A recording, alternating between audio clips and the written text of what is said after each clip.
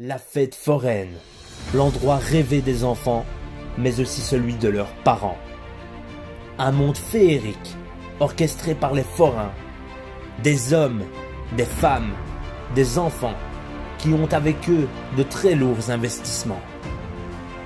Des machines spectaculaires, des délices pour les gourmands, et des jeux et carrousels pour les petits et pour les grands. Mais cette année, la fête aux 1001 couleurs a viré au noir.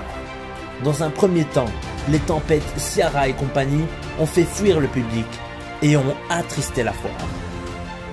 Et si cela ne suffisait pas, une menace venue d'ailleurs allait enterrer nos rêves pour en faire un cauchemar.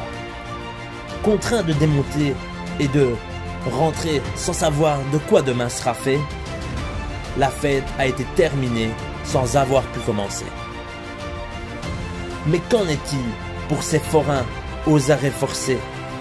De quoi vivent-ils si leur métier ne peut pas tourner? De quoi se nourrissent-ils quand leur tartine leur a été enlevée? Personne ne le sait. Le jour où ils pourront redémarrer et de nouveau nous faire rêver. En attendant un éclaircissement venu du gouvernement, certains forains ne meurent pas du virus mais de faim. Bien sûr que les mesures doivent être respectées. Bien sûr que nous devons rester confinés. Pour en sortir, nous devons utiliser notre devise nationale. L'union fait la force. Mais nous pourrons utiliser une autre devise aussi, celle des forains. Car, un pour tous et tous forains.